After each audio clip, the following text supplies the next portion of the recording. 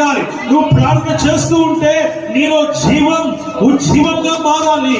నువ్వు ప్రార్థన చేస్తూ ఉంటే నీ ఆత్మ శక్తివంతము కావాలి. నువ్వు ప్రార్థన చేస్తూ ఉంటే నీలో ఉన్నటువంటి ఆ యొక్క నిరాశ నిస్పృహలన్నీ వెళ్ళిపోయి నువ్వు బలము చెందుకోవాలని, బలమును సమకూర్చుకోవాలని, బలపడాలని దేవుని వాక్యము ద్వారా మనం గమనిస్తున్నాం. నీ ప్రార్థన ఒక హారము కాదు, నీ ప్రార్థన ముత్యాల హారముగా మారాలని వాక్యము ద్వారా మనం చూస్తున్నాం.